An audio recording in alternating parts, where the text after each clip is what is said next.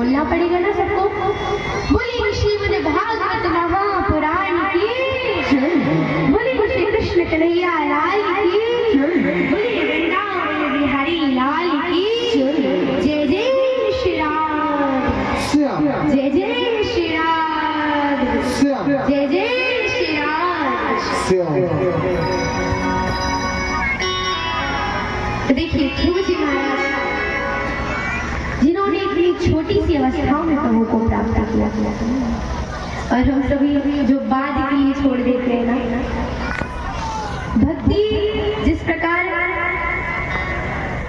आप लोग बोलते हो ना कि हर गांव में करने के लिए बार बार जीवन नहीं मिलेगा, इसी प्रकार भक्ति करने के लिए भी बार बार जीवन नहीं मिलेगा। प्रभु ने इतनी कृपा करके हमको ये सुंदर जीवन दिया है, तो इस सुंदर जीवन का हम सभी लाभ उठाओ, प्रभु की भक्ति करें, भजन करें। नहीं तो धीरे धीरे समय जा रहा है और हम सभी अपने जीवन को व्यर्थ कर रहे हैं। तो अभी भी समय है, अगर अभी हम जागे तो हो सकता है जब तक अंत समय आए हमारा, तब तक हमारा कल्याण हो जाए, तब तक प्रभु की कृपा हो जाए हम पर, दीनानाथ हम पर कृपा कर दे।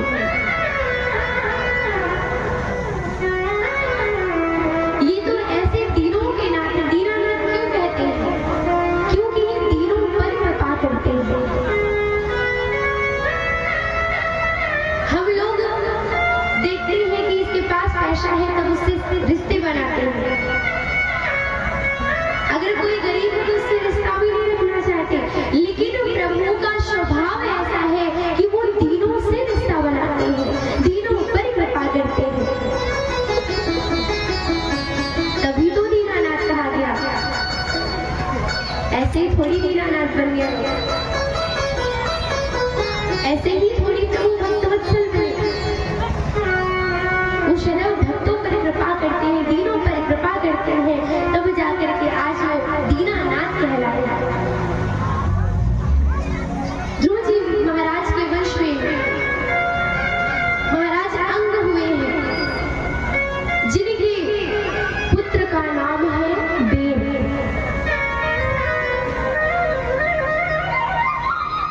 बेन इतना धर्मी, इतना पापी, इतना दुष्ट था कि महाराज अंग ने सोचा इससे अच्छा तो किसी इंसान की संतान ही ना हो तो भलाई है, क्योंकि इस तरह की संतान जो माता पिता का आदर ना करे, उससे तो अच्छा है संतान ही ना हो। ऐसा विचार करके महाराज अंग वन में चले गए। अब जब राज्य में राजा नहीं रहा तो अराजकता फैलने लगी। तो जो सुनीता रानी है उन्होंने बेन को राजा बनवा दिया। अच्छा, जब बेन राजा बन गया तो उसने घोषणा करवा दी, न यष्टव्यम न दातव्यम न भूतव्यम ना कोई हवन करे, ना कोई यज्ञ करे। बोलिए श्री वृंदावन बिहारी लाल की।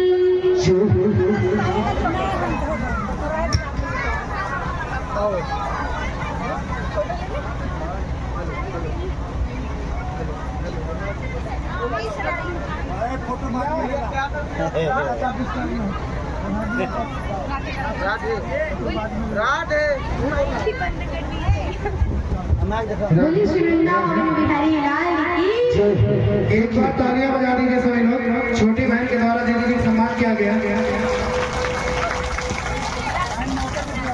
बोलिए श्री राधा रानी सरकार की। तो अंग के पुत्र है बेन, जब उनको राजा बनाया गया तो उन्होंने क्या घोषणा करवाई, न यष्टव्यम न दातव्यम न भूतव्यम, ना कोई हवन करे, ना कोई यज्ञ करे, ना कोई तपस्या करे, ना ही कोई भगवान की पूजा करे। अगर किसी को पूजा करनी है, किसी को हवन करना है, भगवान की आराधना करनी है, तो बेनाए नमा ऐसे कह के हमको प्रणाम करें, हमें को भगवान माने, बिनाई स्वाहा ऐसे कह करके हमको आहुतियां दे। ऐसे महाराज जैसे ही घोषणा करवाई तो जो ऋषि मुनि थे उनसे देखा ना गया, आए और हुंकार मात्र से ही बीन का प्राणान करवाया। अच्छा, बीन की जंघा का मंथन किया गया जिससे एक छोटा बौना पुरुष निकला। ऋषियों ने कहा निशीत बैठ जाओ, जिससे इनका नाम निषाद राज है। अच्छा, वो छोटे पुरुष से राज्य तो चलेगा नहीं, हाथों का मंथन किया गया और जब हाथों का मंथन किया गया तो इससे एक स्त्री और पुरुष महाराज पृथु और अर्ची देवी। महाराज पृथु कुशलता पूर्वक राज्य करते, उनको राजा बनाया गया।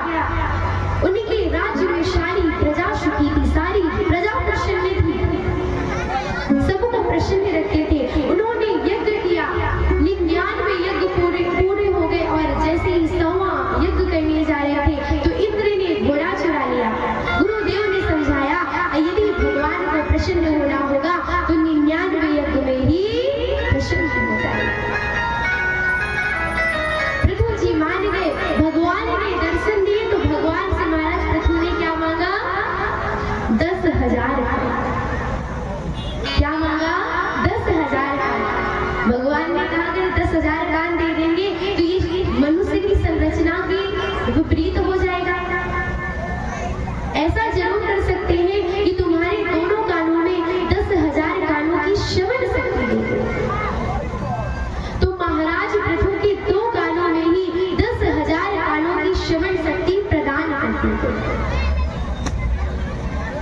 महाराज पृथु ने 10,000 कान क्यों मांगे? क्योंकि जब वो प्रभु की कथाएं सुने, प्रभु की भक्ति करे, प्रभु का भजन करे तो कभी भी उनके कान थके नहीं, कभी भी वो कथा सुनने से थके नहीं, हमेशा प्रभु की कथा को सुनते रहे, प्रभु का नाम गाते रहे। बोलिए भक्तवत्सल भगवान की। तो भक्तवत्सल भगवान, आप लोग बड़ा धीरे जयकारा लगाते हैं ना, भाई भक्तों पर कृपा कैसे होगी? भक्तवत्सल भगवान तो है ही। जरा प्रेम से लगाइए, बोलिए भक्तवत्सल भगवान की। हाँ, ऐसे बोला करिए ना थोड़ा। तो आज महाराज पृथु जी की सुंदर कथा के बाद प्राचीन बरही की कथा आती है, जिनको नारद जी ने उपदेश दिया कि कभी भी हमें प्राणियों की हत्या नहीं करनी चाहिए, हिंसा नहीं करनी चाहिए। प्राचीन बरही को सुंदर उपदेश प्राप्त हुआ। इसके बाद बड़ी हुई सुंदर कथा आती है जड़ भरत जी की कथा। ऋषभ देव जी के ज्येष्ठ पुत्र हैं जड़ भरत जी, प्रभु की भक्ति करते हैं, भजन करते हैं। कहाँ सारे राज्य को देखा लेकिन अंत में आश्रम गए भक्ति भजन करने, बड़े प्रेम से भजन करते हैं। लेकिन एक दिन वो नदी के किनारे गए और उन्होंने एक हिरनी को देखा। हिरनी गर्भवती थी, नदी में जल पी रही थी, लेकिन तभी सिंह ने दहाड़ दिया।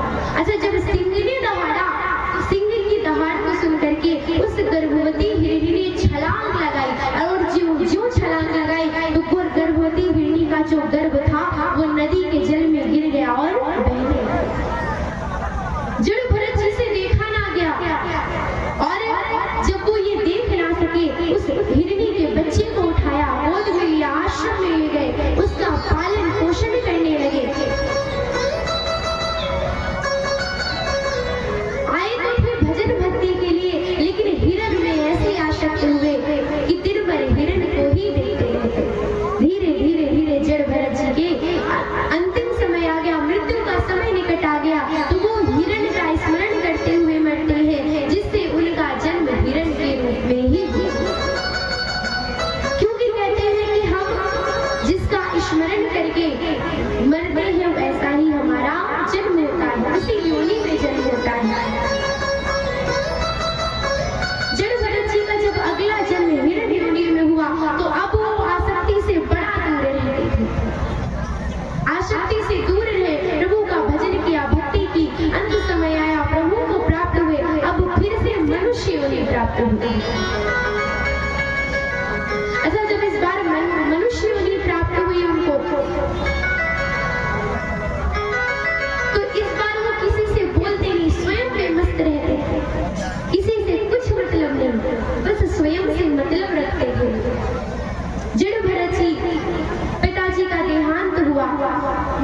देहांत हुआ, धीरे धीरे समय व्यतीत हुआ, बड़े हुए तो भाइयों ने घर से निकाल दिया।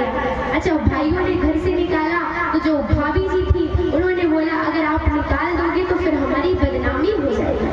कैसी बदनामी कि देखो सारी संपत्ति के चक्कर में भाई को घर से निकाल दिया।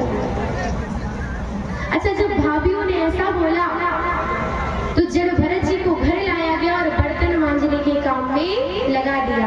भरत जी ने कुछ दिन तक तो बर्तन मांजा, फिर बर्तन ही मांजने शुरू कर दिए, मतलब सारे बर्तन फोड़ने लगे।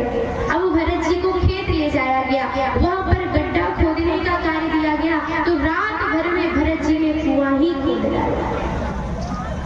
भाई बड़े क्रोधित हुए, उन्होंने कहा अच्छा ठीक है कुछ मत करो, लेकिन यहाँ पर बढ़िया फसल है, एक में बुवाई हुई है, एक में फसल तैयार है, तुम देख रेख करना। भरत जी पहले तो चिड़िया को भगाते हैं, लेकिन फिर विचार करते जब चिड़िया राम जी की है, राम जी के खेत है, तो मैं कौन होता हूँ भगाने वाला। राम जी की चिड़िया हो, राम जी के खेत, क्या कहते हैं भरत जी, राम जी की चिड़िया हो, राम जी के खेत, खाओ चिड़िया चिड़िया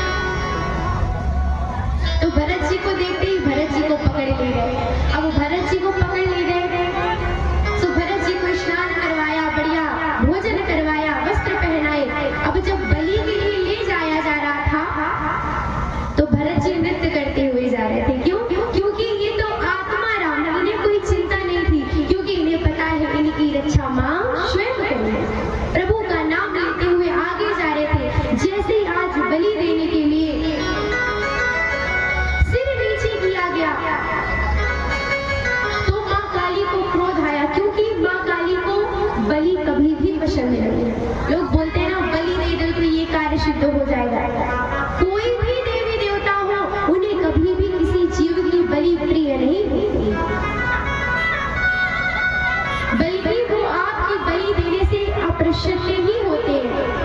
कई जगह ऐसी भ्रांतियां बनी हुई है ना कि भगवान को बकरे की बलि दो, इसकी बलि दो, लेकिन भगवान कभी बलि से नहीं प्रसन्न होते हैं। ये भ्रांति अपने मन से निकाल दीजिए कि भगवान बलि देने से प्रसन्न होंगे, कदापि नहीं। भगवान कभी भी नहीं प्रसन्न हो सकते। आज जब बलि देने के लिए जड़ भरत जी का सिर नीचे किया गया, मां भद्रकाली को क्रोध आया और उग्र रूप धारण करके प्रकट होती है, सारे डाकुओं का वध कर दिया। मुझे काली जय काली जय काली मां, जय काली जय काली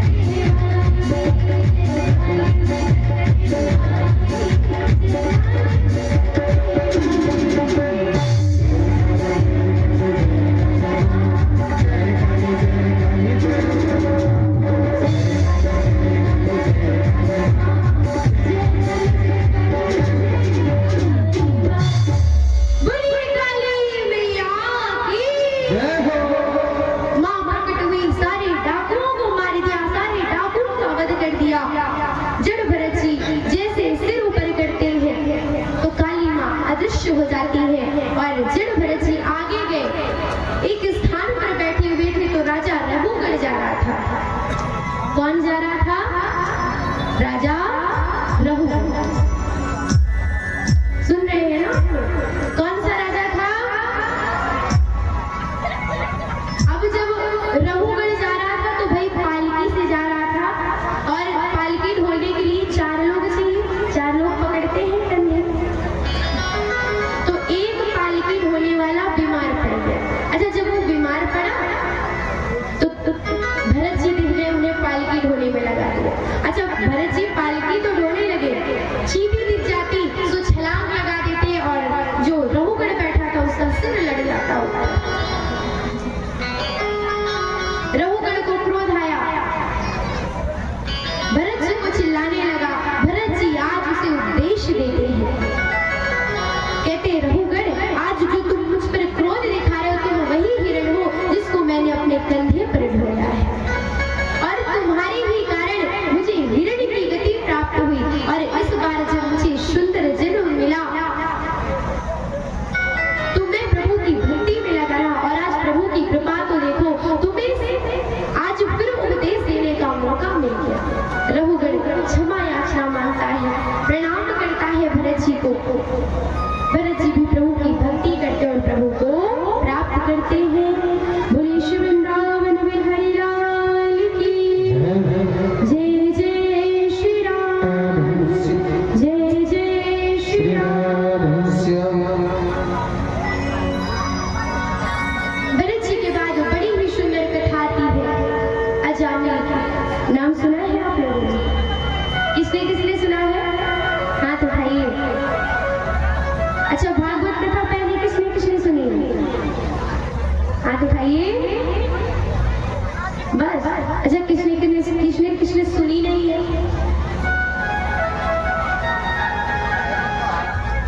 सही हाथ उठाइए। किसने किसने नहीं सुनी? अच्छा, सुनी किसने है? हाँ, तो सुनी है तो फिर नाम भी पता होगा। अजामिल का नाम सुना है? अच्छा, बहुत। उसने क्या किया? प्रभु का नाम कितनी बार लिया था कि उसका उद्धार हो गया? 100 बार। आइए अजामिल की सुंदर कथा का श्रवण पाठ करते हैं। अजामिल गुरु जी के सानिध्य में रहता, गुरु जी की सेवा करता, माता पिता की सेवा करता। लेकिन एक दिन जब लकड़ी लेने के लिए जंगल में गया तो जैसे ही जंगल में गया तो उसे एक वैश्या दिखाई दी, और वैश्या पर इतना मोहित हो गया कि कुछ भी कार्य करता तो उसे वैश्या ही हर जगह दिखाई देती। सर्वत्र कहीं भी देखता उसे वैश्या ही दिखाई देती। अब महाराज इतना आसक्त कि माता पिता को घर से निकाल दिया, गुरु जी का सानिध्य छोड़ दिया, वैश्या को घर ले आया, विवाह कर लिया, 9 संतानें हो गई और 10वीं संतान गर्भ में थी। तभी अजामिल कहाँ रहता था? कन्नौज में। तभी कुछ ब्राह्मण टहलते हुए विचरण करते हुए कन्नौज नगरी में आए तो वहां पर कुछ बच्चे खेल रहे थे। बच्चों से क्या पूछा कि यहाँ पर कोई अच्छा ब्राह्मण रहता है? तो बच्चों ने उपहास में कह दिया, हाँ हाँ रहता है ना अजामिल। अब वो ब्राह्मण संत जी अजामिल के घर पहुंच गए, दरवाजा खटखटाया तो उस वैश्या ने दरवाजा खोला। अब जैसे उस वैश्या ने दरवाजा खोला, संत जी को देखा, पूछा क्या कार्य है? संत जी ने कहा कि देखिए हम आज रात यहीं पर विश्राम करेंगे तो हमें भोजन के लिए कुछ सामग्री चाहिए। वैश्य ने कहा महाराज आपको कुछ नहीं मिलेगा यहाँ से। ब्राह्मणों ने कहा देखो हमने निश्चय कर लिया है तो अब यहीं से वैश्य अंदर गई, कच्चा सीधा लेकर के आया। ब्राह्मणों ने बढ़िया भोजन बनाया, प्रभु का भोग लगाया और भोग लगा करके आज कुछ प्रसाद अजामिल के घर भी दे दिया। अजामिल रात को आया और रात को जब आकर के देखा तो बाहर पड़े हुए ब्राह्मणों को देखा तो विचार करता है मैं तो बाहर व्यर्थ में ही विचरण करता रहा, जब यहाँ पर खुद ही ब्राह्मण है मुझे इनसे ही मिल जाता। इतने में वो वैश्य आई, अजामिल को अंदर ही ले गई। अच्छा अजामिल बाहर सबको डराता था, चोरी करता था, डकैती करता था, लेकिन घर में स्वयं की पत्नी से डरता था। बाहर सबको डराए लेकिन घर में खुद की पत्नी से डरता। इधर महाराज प्रातः काल हुआ, ब्राह्मण देवता आए, कहते हम जा रहे हैं हमें दक्षिणा दे दीजिए। तो अजामिल ने कहा महाराज चले जाइए, नहीं जो लिया है वो भी छीन लीजिए। ब्राह्मणों ने कहा ठीक है दक्षिणा मत देना, लेकिन ऐसा करो कि वो जो आपकी पत्नी गर्भवती है वो जो संतान हो जाए तो उसका नाम नारायण रख देना। क्या रख देना? जोर से नारायण रख देना। ब्राह्मण ऐसा कहके चले गए। धीरे धीरे समय व्यतीत हुआ और जब सुंदर समय आया उस वैश्य ने संतान को जन्म दिया और उसका नाम रखा गया नारायण। क्या नाम रखा गया? जोर से बोलिए ना आप लोग। नर नारायण, नारायण।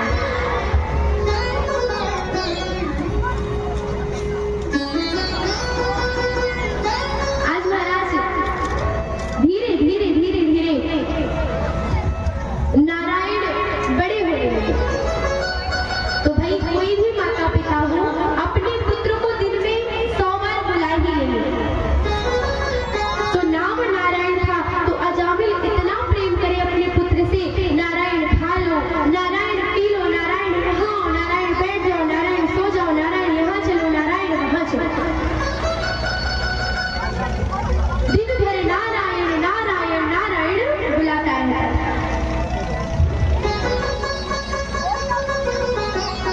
महाराज धीरे धीरे अजामिल का अंतिम समय आ गया। अच्छा जब अंतिम समय आया तो अंतिम समय चारपाई पर लेटा हुआ था और सामने नारायण खेल रहा था। ध्यान से सुनिएगा इस बात को। अजामिल चारपाई पर लेटा हुआ था और नारायण सामने उनका पुत्र खेल रहा था। अजामिल को लग रहा है कि अब वो जाने वाला, उसकी मृत्यु होने वाली है, तो सामने खेल रहे अपने पुत्र नारायण को बुलाता है, बेटा नारायण यहाँ आओ, यहाँ आओ, यहाँ आओ। महाराज इस नारायण ने नहीं सुना, लेकिन ऊपर बैठे हुए नारायण ने सुन लिया और उन्होंने अपने पार्षदों को भेज दिया। पार्षद आते हैं धक्का दे करके अजामिल को ले गए। धक्का किसे दिया? यमराज के दूतों को, क्योंकि बुरे कर्म थे तो दूत भी आएंगे। लेकिन मरते समय नारायण ने लिया, इसके प्रभाव से पार्षद आ गए। अजामिल प्रभु के पास पहुंचा, प्रभु को प्रणाम किया। इधर दूत यमराज के पास पहुंचे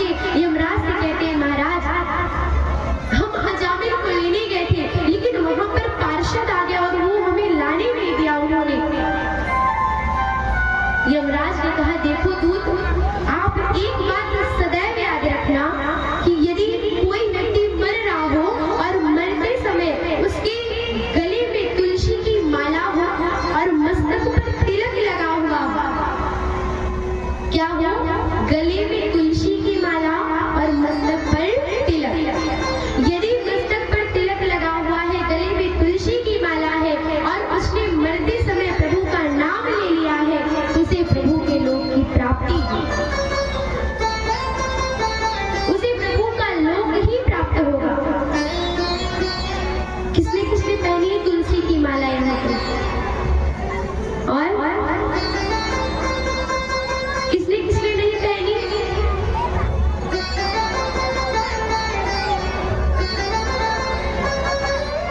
अच्छा, जो हाथ नहीं उठा रहे उन्हें किस श्रेणी में लिया जाए? वो क्या कहते हैं, जो शंकर जी माला पहनते हैं, मुंडों की माला, वो पहनते हैं क्या? हाँ, सही। फिर किसने किसने नहीं पहनी, हाथ उठाइए। अच्छा, बहुत सुंदर बात है। क्यों नहीं पहनी भाई? हाँ, आजकल तो ऑनलाइन सिस्टम हो गया ना, ऑनलाइन भी तुलसी की माला मिलती है, आप लोग ऑनलाइन मंगवा लीजिए। अच्छा, तुलसी की माला पहनने के बड़े फायदे हैं, बताइए कौन कौन से फायदे हैं? जैसे हम लोग पूजा करते हैं तो जो भोज्य पदार्थ रहता है उसमें हम लोग तुलसी की पत्ती रखते हैं ना, क्यों रखते हैं? क्योंकि वो भोजन पवित्र हो जाता है। तो महाराज, हर समय तो फिर हमारे पास तुलसी का पत्ता हो नहीं सकता, तो यदि हमने गले में तुलसी की माला धारण की है, हम कुछ खाएंगे तो जब वो हमारे कंठ के नीचे उतरेगा तो वो पवित्र हो जाएगा, प्रसाद बन जाएगा। और अगर दैव योग से अचानक आपकी अकाल मृत्यु हो जाए और आपके गले में तुलसी की माला पड़ी हो तो आपको प्रभु की प्राप्ति हो जाएगी।